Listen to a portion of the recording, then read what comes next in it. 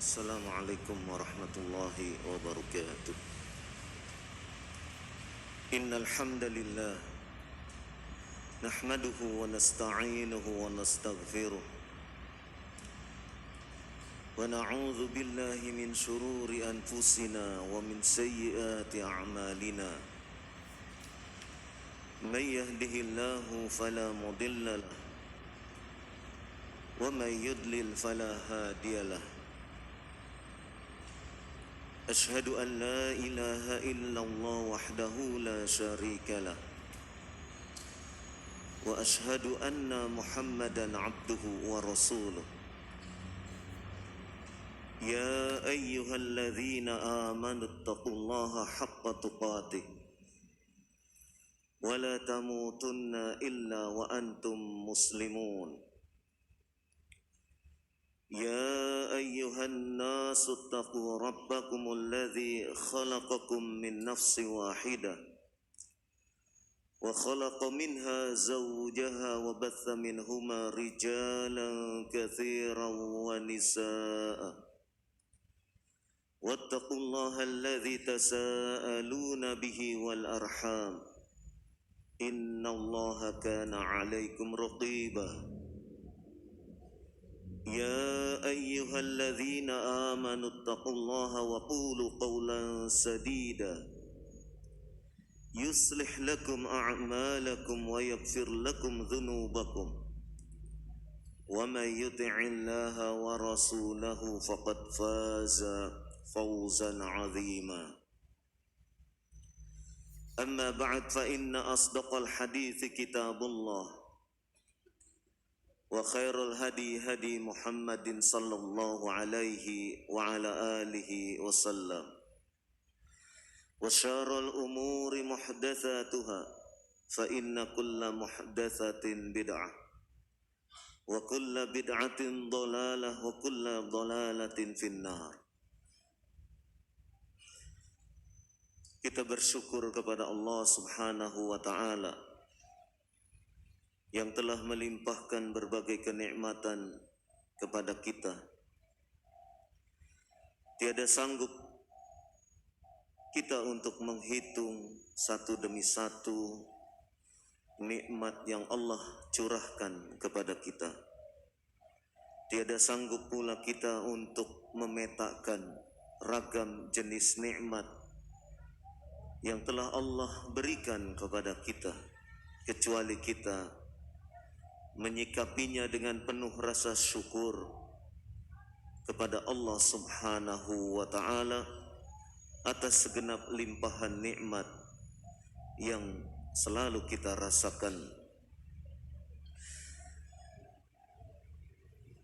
Satu di antara nikmat tersebut, kita diberi kesempatan oleh Allah Subhanahu wa Ta'ala, diberi kemudahan untuk duduk bermajlis, untuk mendengarkan apa yang diperintahkan oleh Allah dan Rasul-Nya, untuk mengkaji ayat-ayat Allah Subhanahu wa Ta'ala, mengkaji apa yang telah diperintahkan, dicontohkan oleh Rasulullah sallallahu alaihi wa ala alihi wasallam. Inilah nikmat yang teramat besar, nikmat yang selalu dan selalu untuk kita syukuri. Berapa banyak dari hamba Allah Subhanahu wa Ta'ala yang diberi kesehatan pada tubuhnya, namun berapa banyak pula yang memanfaatkan kesehatan pada tubuhnya untuk bisa hadir di majelis ilmu. Berapa banyak dari hamba Allah Subhanahu wa Ta'ala yang diberi kemudahan secara finansial, secara ekonomi, namun berapa banyak pula dari hamba-hamba Allah Subhanahu wa Ta'ala yang memanfaatkan kemampuan ekonominya untuk di jalan Allah Subhanahu wa ta'ala. Berapa banyak dari hamba-hamba Allah Subhanahu wa ta'ala yang telah diberi ilmu, namun berapa banyak pula yang bisa memanfaatkan ilmu tersebut untuk kepentingan umat, untuk kepentingan orang banyak, memberi manfaat kepada yang lainnya. Semua ini adalah anugerah, kenikmatan yang sangat besar, yang semestinya kita untuk selalu bersyukur kepada Allah Subhanahu wa ta'ala. Karena sesungguhnya Allah memilih kita, Allah memberikan kekuatan kepada kita, Allah memberikan kemudahan kepada kita, agar kita senantiasa bersyukur, agar kita senantiasa dengan sikap syukur itu memanfaatkan setiap peluang, setiap kesempatan untuk bisa memanfaatkannya sebaik-baiknya. Para sahabat Rasulullah sallallahu alaihi wa ala alihi wasallam, kalau kita telisik perjuangan mereka di dalam menggapai ilmu, kalau kita telisik semangat mereka untuk meraih ilmu, kita akan sangat terpana dan sangat kagum. Kita belum apa-apa dibandingkan dengan salafun as-saleh. Tatkala mereka menuntut ilmu, tatkala mereka menggapai ilmu dan mengamalkannya. Sebut satu contoh, misalnya sahabat yang mulia Abu Ayyub Al-Ansari radhiyallahu anhu. Seorang sahabat yang mulia, tinggal di kota Madinah, kota Nabi sallallahu alaihi wa ala alihi wasallam. Ketika ia mendengar satu hadis dari seseorang, kemudian ia berupaya untuk mencari siapa yang kali pertama mendengar hadis tersebut dari lisan Rasulullah sallallahu alaihi wa ala alihi wasallam. Maka didapatinya bahwasannya yang mendengarkan langsung perkataan Nabi sallallahu alaihi wasallam adalah seorang sahabat yang bernama Uqbah bin Amir radhiyallahu anhu. Apa yang dilakukan oleh Abu Ayyub Al-Ansari radhiyallahu anhu? Ia berusaha untuk menemui sahabat Uqbah bin Amir radhiyallahu anhu. Saat itu sahabat Uqbah bin Amir radhiyallahu anhu tinggal tidak di kota Madinah, tinggal tidak sekota dengan Abu Ayyub Al-Ansari radhiyallahu anhu. Di mana tinggalnya? Di Mesir. Sungguh jarak yang sangat jauh antara Madinah dengan Mesir. Namun bagi Abu Ayyub Al-Ansari radhiyallahu anhu, jarak bukan menjadi penghalang. Jauhnya antara Madinah Mesir bukan menjadi peredup bagi semangatnya untuk bisa mendapatkan hadis yang diriwayatkan dari sahabat Uqbah bin Amir radhiyallahu anhu. Maka Abu Ayyub Al-Ansari radhiyallahu anhu pun mempersiapkan diri untuk melakukan rihlah, melakukan perjalanan safar dari kota Madinah ke Mesir. Jangan dibayangkan perjalanan pada saat itu seperti sekarang, naik kapal laut atau naik pesawat terbang. 2 jam, 3 jam sudah singgah, sudah bisa tiba di Mesir. Perjalanan saat itu adalah perjalanan yang sangat berat, menempuh padang pasir, manakala siang panas terik menyengat, manakala malam dingin menghujam ke dalam tubuh. Itulah tantangan yang dihadapi oleh Abu Ayyub Al-Ansari radhiyallahu anhu. Dan tidak sedikit pula bekal yang harus disiapkan untuk safar dari kota Madinah ke Mesir. Tidak sedikit pula waktu yang harus ditempuh. Tidak 1 hari, 2 hari, kemudian sampai di Mesir. Berhari-hari, bermalam-malam. Abu Ayyub Al-Ansari radhiyallahu anhu harus menempuh perjalanan itu. Singkat cerita, Abu Ayyub Al-Ansari radhiyallahu anhu tiba di kota Mesir. Ia mencari tempat tinggal sahabat Uqbah bin Amir radhiyallahu anhu. Setelah ditemuinya, kemudian ia menyampaikan untuk mengklarifikasi satu hadis. Apakah kepada Uqbah bin Amir radhiyallahu anhu, Abu Ayyub bertanya, apakah engkau mendengar langsung Rasulullah sallallahu alaihi wasallam menyatakan demikian dan demikian? Abu Ayyub Al-Ansari radhiyallahu anhu pun menyatakan, ya, saya mendengar beliau sallallahu alaihi wasallam menyatakan demikian dan demikian. Setelah mendengar pernyataan dari sahabat Uqbah bin Amir radhiyallahu anhu, maka Abu Ayyub Al-Ansari radhiyallahu anhu pun kemudian kembali ke kota Madinah hanya untuk mendapatkan satu buah hadis.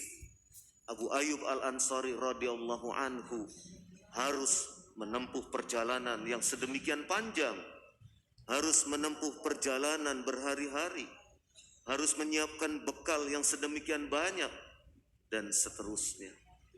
Semangat untuk mendapatkan satu buah hadis harus diperjuangkan sedemikian kuatnya. Itulah contoh bagaimana salafun saleh mendapatkan hadis Nabi sallallahu alaihi wasallam. Untuk mendapatkan satu buah hadis. Dan yang seperti ini tidak hanya Abu Ayyub Al-Ansari radhiyallahu anhu, Jabir bin Abdullah radhiyallahu anhu juga demikian. Seorang sahabat yang mulia yang harus menempuh perjalanan ke negeri Syam untuk mengklarifikasi, menanyakan kepada seorang sahabat Rasulullah sallallahu alaihi wasallam yang bernama Abdullah bin Unais radhiyallahu anhu untuk mengklarifikasi satu hadis Nabi sallallahu alaihi wasallam. Perjalanan ditempuh menuju ke Syam dalam keadaan perjalanan yang sangat keras, sangat menyusahkan, ditempuh dalam waktu 1 bulan. 1 bulan dengan kendaraan unta, hanya untuk mendapatkan satu buah hadis Rasulullah sallallahu alaihi wasallam. Demikian juga kalau kita membuka lembaran kisah para tabi'in, kita akan temui kisah perjuangan dan semangat mereka untuk menuntut ilmu, untuk mengamalkan ilmu.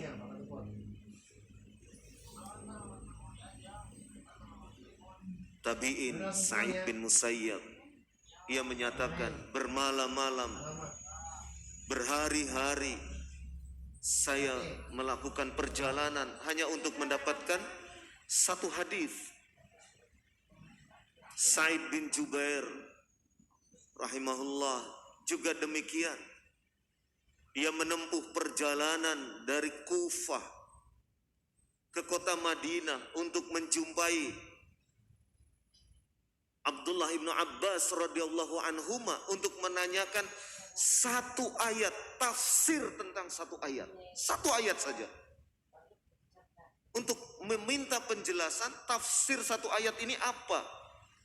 Harus menempuh perjalanan dari Kufah, ya, di negeri Irak sekarang, ya, sampai ke Madinah. Itulah perjuangan para pendahulu kita, orang-orang yang saleh, di dalam upaya menggapai ilmu. Dan tentu saja mereka dengan kejelasan ilmu yang sudah jelas berasal dari Rasulullah sallallahu alaihi wasallam, tentu mereka akan mengamalkannya. Tetapi sebelum mereka mengamalkannya, mereka berupaya untuk mengklarifikasi hadis tersebut sahih atau tidak. Dan itu memerlukan perjuangan yang tidak mudah. Perjuangan yang harus dilalui dengan sangat keras, sangat menyusahkan. Namun itulah kenyataan yang ada, kita dapati di dalam riwayat-riwayat bagaimana mereka menempuh jalan untuk thalabul ilmi. Maka tidak mengherankan bila kemudian Rasulullah sallallahu alaihi wasallam, kalau kita pelajari sebelumnya, kita akan dapati di dalam hadis-hadis yang sahih betapa besar ganjaran pahala bagi orang yang menuntut ilmu, mengamalkan ilmu. Satu di antara hadis yang menjelaskan betapa besar pahala orang yang menuntut ilmu syar'i, sebagaimana hadis yang berasal dari sahabat yang mulia Abi Darda radhiyallahu anhu. Hadis dikeluarkan oleh Abu Daud dan At-Tirmidzi. Abu Darda radhiyallahu anhu menyatakan, sami'tu Rasulullah sallallahu alaihi wasallam yaqul, saya mendengar Rasulullah sallallahu alaihi wasallam bersabda, man salaka tariqan, bukan Sapira, yabtaghi fihi ilman salakallahu bihi tariqan ilal jannah. Barang siapa yang menempuh satu jalan, yabtaghi fihi ilman, dengan menempuh satu jalan tersebut ia mengharapkan meraih ilmu, ia mendambakan ilmu. Dengan menempuh satu jalan itu ia mendambakan ilmu.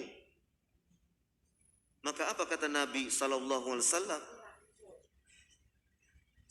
Salakallahu bihi tariqan ilal jannah.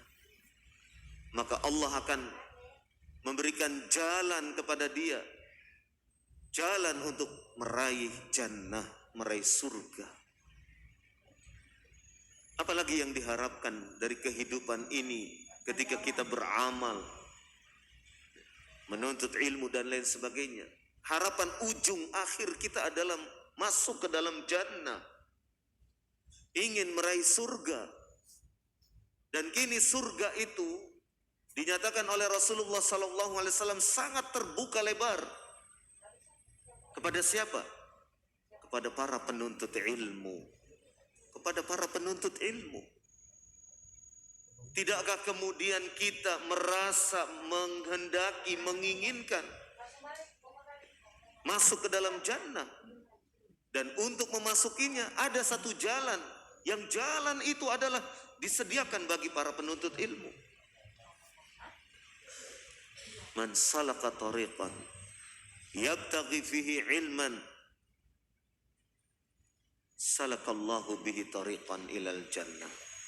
Barang siapa yang menempuh satu perjalanan, dengan menempuh satu perjalanan itu ia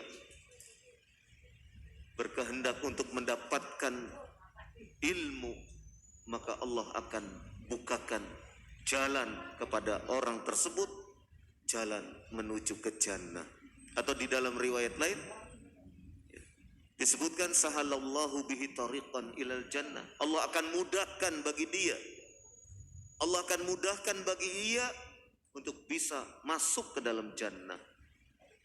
Luar biasa keutamaan bagi orang yang benar-benar mampu, benar-benar ingin mewujudkan keinginan untuk bisa meraih ilmu.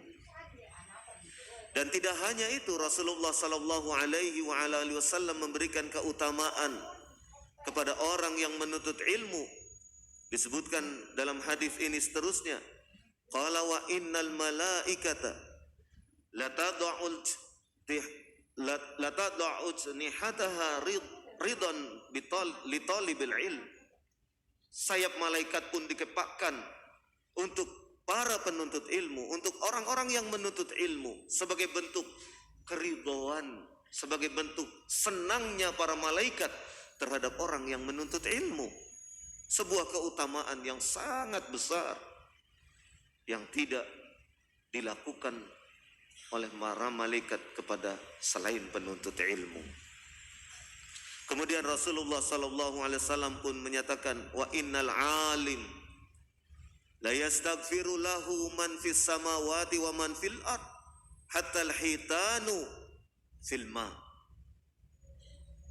Keutamaan lainnya bagi seorang penuntut ilmu disebutkan dalam hadis ini bahwasannya sesungguhnya seorang alim dia akan mendapatkan permohonan ampunan, akan mendapatkan permohonan ampun, doa pengampunan.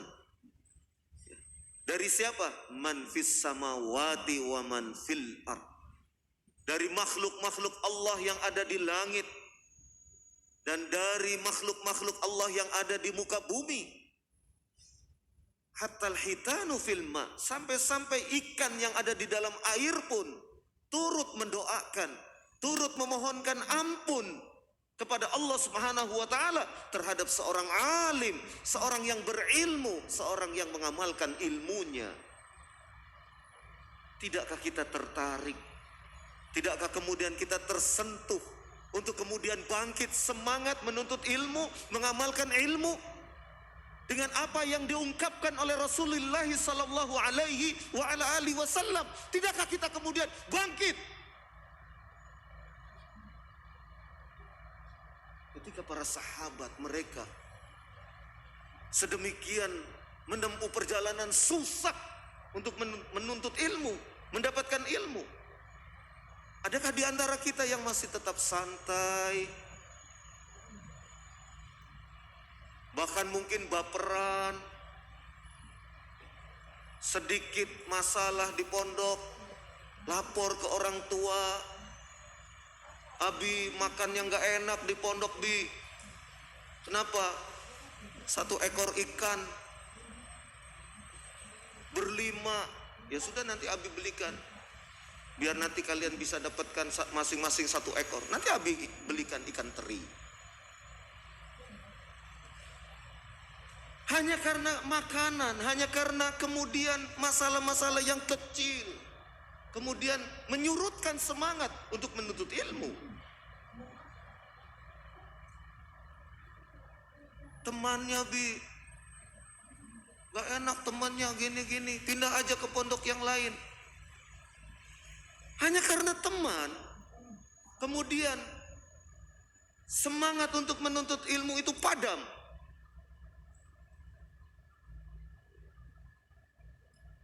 Dan tentu saja, kalaupun pindah ke pondok lain, belum tentu di pondok lain tidak ada masalah. Belum tentu di pondok lain itu kemudian enak menuntut ilmunya, tidak ada masalah, santai-santai, tidak. Belum tentu. Pindah ke pondok lain, belum tentu. Bahkan mungkin ada masalah yang lebih besar. Mungkin saja. Kadang-kadang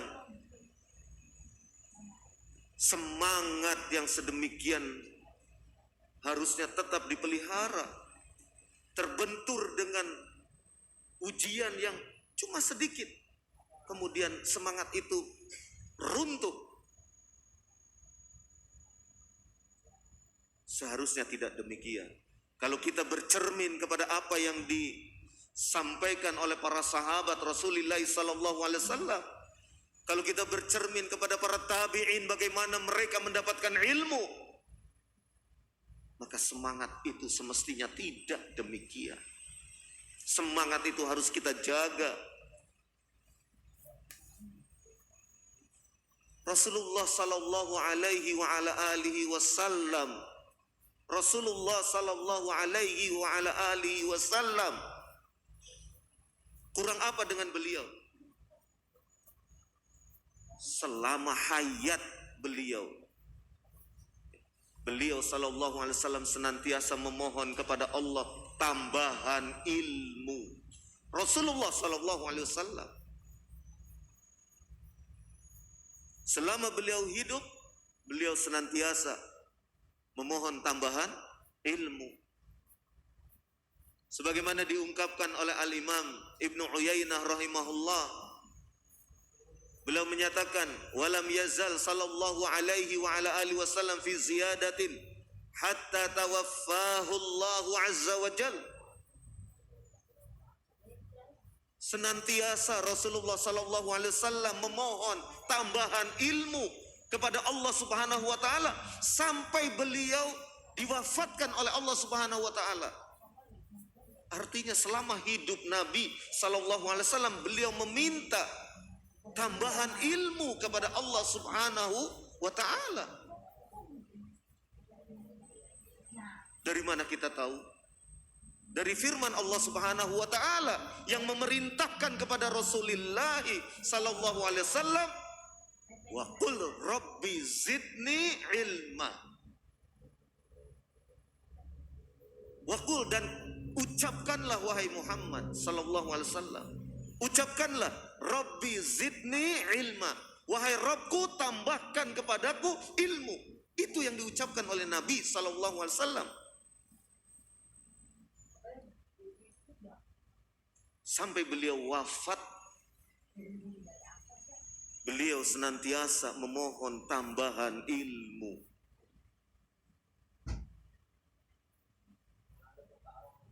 Sebagai panutan, sebagai contoh teladan, Rasulullah sallallahu alaihi wa ala alihi wasallam telah memberikan contoh kepada kita. Manusia yang paling bertakwa, manusia yang paling beriman, sosok teladan yang sedemikian memberikan contoh uswah hasanah, tetap beliau menuntut ilmu, meminta tambahan ilmu. Dalam keadaan beliau senantiasa dibimbing oleh Allah Subhanahu wa taala. Dalam keadaan beliau senantiasa mendapatkan penjagaan dari Allah Subhanahu wa taala. Beliau sallallahu alaihi wasallam senantiasa memohon kepada Allah tambahan ilmu. Artinya bahwasannya kehidupan kita sangat-sangat memerlukan ilmu. Sebagaimana diungkapkan oleh Al-Imam Ahmad rahimahullah, bahwasannya kebutuhan manusia terhadap ilmu sangatlah besar, melebihi kebutuhan ia terhadap makan dan minum. Al-Imam Ahmad rahimahullah menyatakan, an-nasu ahwaju ilal ilmi minhum ila ta'ami wasyarab. Kebutuhan manusia terhadap ilmu melebihi kebutuhan ia terhadap makanan dan minuman. Kenapa? Dikatakan oleh Al-Imam Ahmad rahimahullah, li'anna ta'ama wasyarab yuhtaju ilaihi fil yaum marrah au marratain. Karena sesungguhnya kebutuhan manusia terhadap makanan, minuman dalam sehari insya Allah bisa dicukupi 1 kali atau 2 kali makan. Wal ilmu, sedangkan kebutuhan manusia terhadap ilmu yuhtaju ilaihi fi kulli waqtin. Manusia membutuhkannya untuk setiap waktu. Setiap waktu kita membutuhkan ilmu. Bangun tidur, kita butuh ilmu. Berdoa. Hendak ke kamar kecil, kita membutuhkan ilmu, bimbingan. Kaki mana dulu yang masuk, doa apa yang diucapkan. Keluar dari kamar kecil, kita membutuhkan bimbingan ilmu. kaki mana dulu yang dikeluarkan, doa apa yang kemudian diucapkan. Sampai kita keluar rumah, kita membutuhkan ilmu. Doa keluar rumah, sampai kita bekerja, mencari nafkah, memerlukan ilmu. Mana yang boleh dilakukan, mana yang tidak boleh dilakukan. Mana perbuatan haram yang harus dihindari, mana perbuatan yang dibolehkan syariat, memerlukan ilmu. Sampai kita tidur kembali, hendak merebahkan tubuh kita untuk beristirahat, itu pun membutuhkan ilmu. 24 jam kita memerlukan ilmu. Atau di dalam riwayat lain kata Imam Ahmad, sebanyak tarikan nafas kita memerlukan ilmu. Tarikan nafas kita per detik berapa? Maka kita lebih membutuhkan ilmu, lebih banyak lagi dari tarikan nafas. Demikianlah betapa ilmu itu sangat-sangat diperlukan oleh manusia, oleh segenap insan. Terlebih adalah mereka bagi orang-orang yang beriman. Dan Rasulullah SAW telah memberikan motivasi yang sedemikian besar, memberikan gambaran betapa orang-orang yang menuntut ilmu itu akan mendapatkan keutamaan-keutamaan. Di antaranya keutamaan dimohonkan ampunan oleh makhluk-makhluk Allah Subhanahu wa taala bagi seorang alim, orang yang berilmu, orang yang mengamalkan ilmunya. Keutamaan lainnya disebutkan oleh Rasulullah sallallahu alaihi wasallam, wa fadlul alim 'alal 'abid ka fadlil qamari 'ala sairil kawakib. Keutamaan seorang yang alim, orang yang berilmu, mengamalkan ilmunya, itu seorang alim. Keutamaan seorang alim dibandingkan dengan seorang abid, ahli ibadah. Rasulullah sallallahu alaihi wasallam mengkiaskannya kafadlil qamari ala sairil kawakib, seperti keutamaan bulan dengan bintang gemintang. Bintang gemintang walaupun banyak, sinarnya tidak bisa memberikan sinar yang sedemikian terang. Tapi bulan meskipun satu, sinarnya akan menyinari ke segenap penjuru. Itu perbandingan seorang alim dengan seorang ahli ibadah, al-abid.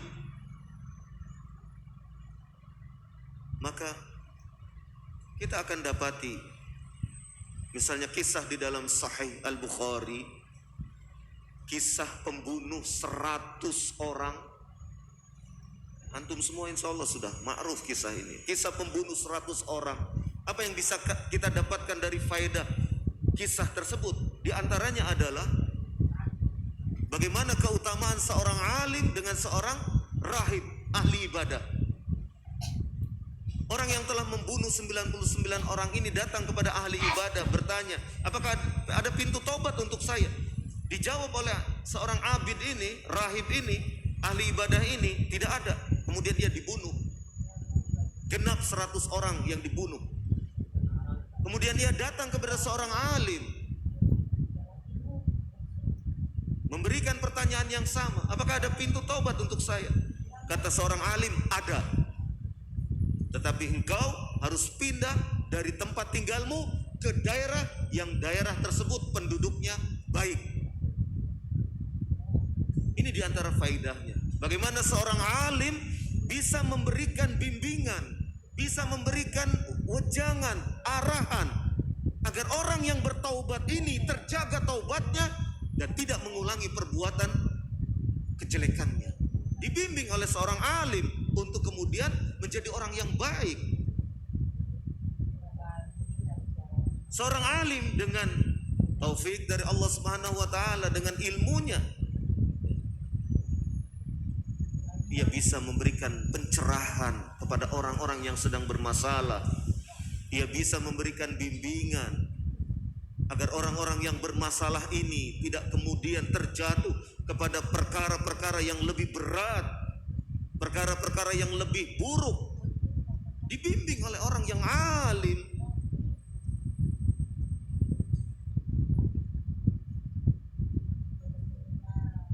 Itulah keutamaan dari orang-orang yang memiliki ilmu dan mengamalkan ilmu tersebut. Sehingga sudah sepantasnya apabila kita kemudian terus menghidupkan bara semangat yang ada pada diri kita. Jangan sampai kemudian semangat itu padam.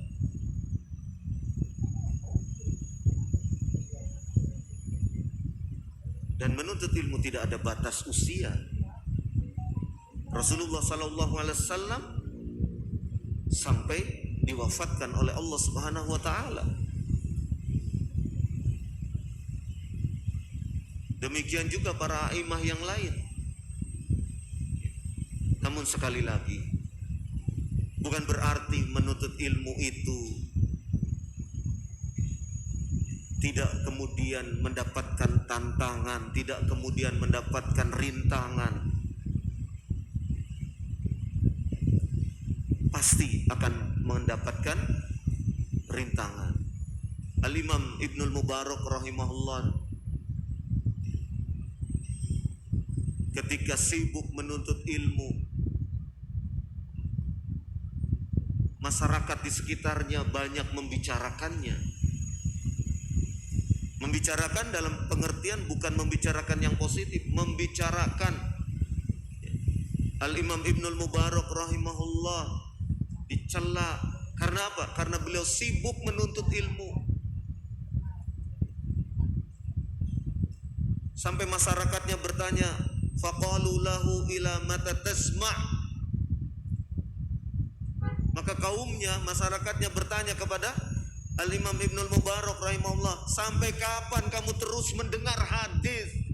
Sampai kapan? Tiap hari hadis, tiap hari hadis, tiap hari hadis. Sampai kapan kamu mendengar hadis? Artinya sampai kapan kamu berhenti menuntut ilmu? Apa jawaban Imam Ahmad rahimahullah? Qala ilal mamat. Sampai mati. Sampai mati.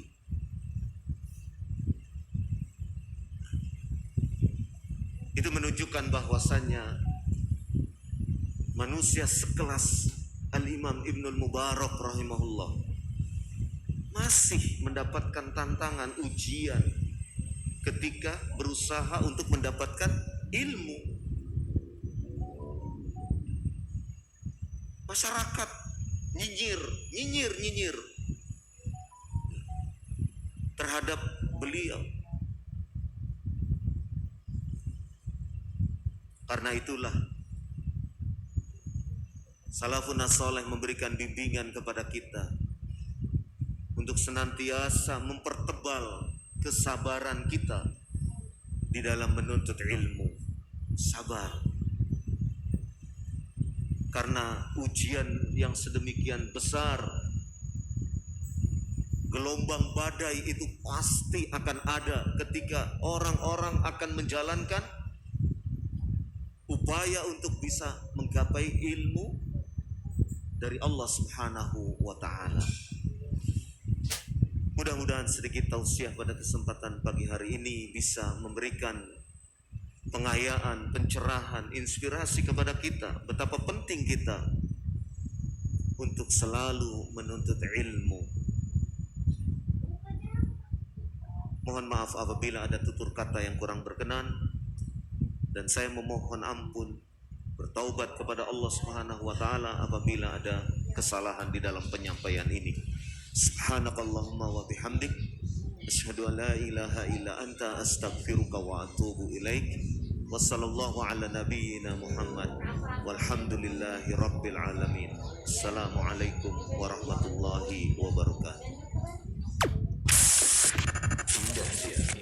Idaatul Islamiyah Ahlus Sunnati wal Jamaah.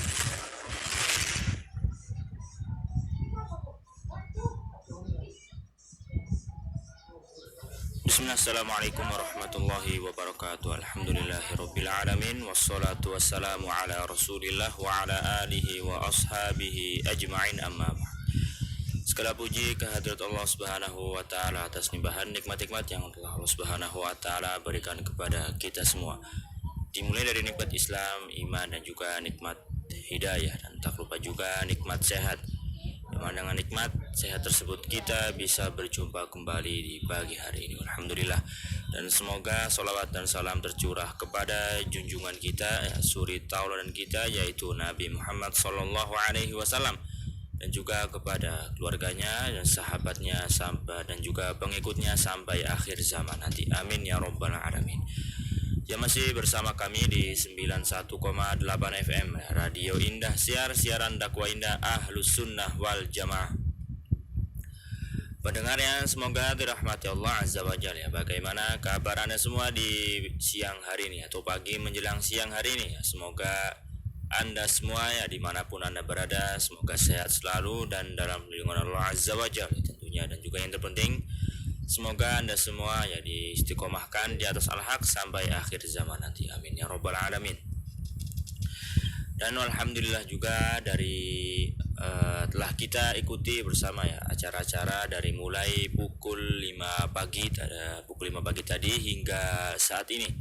Dan tadi telah kita ikuti rekaman kajian tematik bersama Al-Ustadz Aib Syafruddin hafizahullah ta'ala dengan tema semangat selalu dalam beramal dan juga belajar, ya. Semoga kajian tadi bisa bermanfaat untuk kita semua, dan tentunya untuk agar kita atau bisa menjadi motivasi, ya, untuk kita semua untuk semangat belajar dan juga tidak lupa untuk beramal dari apa yang telah kita dapatkan. Barakallahu fikum.